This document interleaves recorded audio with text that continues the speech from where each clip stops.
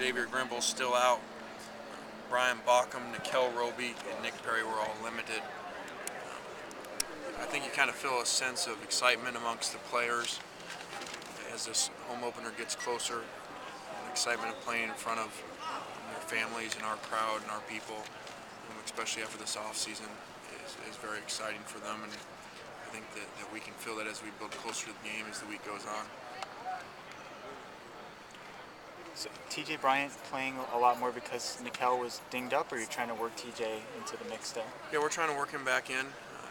He played a decent amount of snaps at nickel last year, and was right in the competition in the spring. Potentially be a starter and definitely playing nickel. So we're giving him a great opportunity to work his way back in there. Will Nick Perry play for sure this week, or is that still? He's done some things out here. He appears to be better off than he was last week, so I hope he plays. What does he, if he's available, does he bring to the table or change for you guys? A lot. I mean, you're talking about a guy who was a freshman All-American last year, a guy who's had a great off-season, who's testing-wise is off the charts. He tests right now as a top 10, top 15 pick on paper, height, weight, speed, vertical. They don't make, we were watching some film last night. I was in there with Coach Owen and watching some drills, and there's probably only about 10, 15 people like him in the world, that have his ability. Now, whether he can put it together or not, but you're talking about a guy who jumps 34 inches and plays defensive end. A guy who, if you take his 10-yard, 20-yard dash, it matches our DBs, a number of our DBs. So hopefully he'll reach that potential. So we're very excited to get him back whenever that is.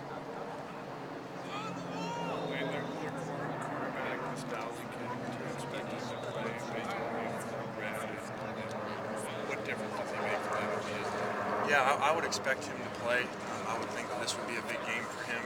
He did, from my sources, he warmed up last week out there on Saturday, and actually looked decent in warm up. So I would think he'd play.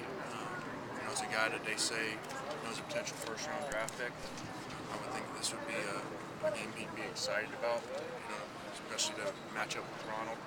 So I would anticipate he would play. Their coach has already said he's going to make the trip for sure, so I would imagine he'll play. How does he look to you on film? Yeah, he played extremely well last year. Big, fast, physical. He would present us some issues. I know Ronald would be excited about the matchup if he plays. And it's good motivation for him. Does he just play one side, or would he follow Ronald all over the place? I don't know what their game plan is. He's not followed people. They have been a boundary and field defensive back team, but that could all change. With Ronald having as much success as he did last week, and then the guy starting on the other side, and Robert's a true freshman. So, what did you think of the special teams? First game with Baxter having coached them up and so forth. Yeah, I thought there were some really good things, obviously with the punt return and the kickoff coverage. 4 touchbacks, I think 2 other times inside the 20, which is hard to do. So it was good to see the effort. Our punt protection was not very good, actually. They almost blocked 2 punts. So there's things to improve on. There's always first game issues on all phases of the game, especially when it's your first game together as a new staff with your players. So I think we will continue to improve on special teams. Has Patrick Hall's status changed at all? No, it has not. Is he still going to class? Yes, he's going to class. He's still using our academic services. I've had conversations with him. I feel Patrick understands the severity of this, and I hope and feel that Patrick is headed in the right direction. Has he lost his number, or is I saw Tony Burnett was wearing 25? We haven't taken his number from him, but he's inactive. So Burnett had the same number as I believe Ellison, and so there was a team they could end up on the special teams where they would contradict, or they'd have the same number, so we needed to switch them to something. You would say that Devon and Chris need to play better in the linebacker. What specifically do they need to do? Is there anything, or 1 or two things that they have to do better other than just being overall? Well, I think that you're going to see a very different game here, and so it's kind of hard to say. In that game, we would say they got to do a better job of covering downfield and working in space. I don't anticipate this game to be the same, so I think you're going to see a much different game, and hopefully a much improved game from them in our defense. I have a lot of confidence that we're going to play. Let me phrase this way: I will be shocked if we don't play extremely well Saturday night on defense. So, and they'll be in the middle of it. Without tackling and without having a 250-pound running back on hand to go against, how do you prepare for, I guess, one of their guys who's kind of a 250-pound power back? Yeah, we put Hunter Simmons down there for service team. Wasn't quite as fast. The defense wasn't quite as impressed by him, but Hunter tried. So that was the closest thing we had. Because the guys, we thought about Bradford, but he's even a lot bigger than that. Going back to special teams for a second, Joe, you didn't have to kick any field goals. How confident are you about him and that section of your special teams? Yeah, we feel really good about him, and he's kicked the ball from deep better than I would have thought based on his physical appearance. So, we're confident with him. Hopefully, we'll continue our red zone success where we won't need him very much, but obviously there'll be points when we do need him, and we have great confidence in him. It seemed like when Pete was here, he would acknowledge players' birthday. It was Matt's birthday today. Did you do anything or say anything to the team about it? No, I didn't. We need to win some games first, so we'll worry about birthdays later. Is that what comes with victories? You start acknowledging. I don't know. I don't know what that'd be like. How many games do you need to win before you acknowledge them? A lot more than one.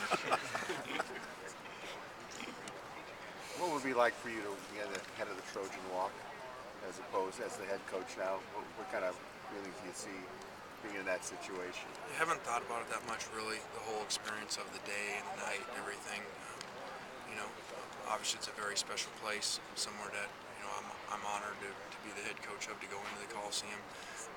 But there's so much focus right now on the game plan and the preparation and making sure that our players are ready that we'll think about that later, I guess. Are there any special challenges with playing so late, keeping guys focused, not letting their minds sort of start to wander as the day goes along? Yeah, well, the last game was late for us. The last game was 8 o'clock our time. The game in Hawaii, so this is 7:30 our time. I'm glad it's not that. It's 10:30 their time, so it's even more of a challenge to them. But we have done a phenomenal job over the years. Just look at whatever it is, 31 straight home games at night, 31 straight wins. So it's always better to play at home at night because you're more comfortable in your own hotel, your own surroundings.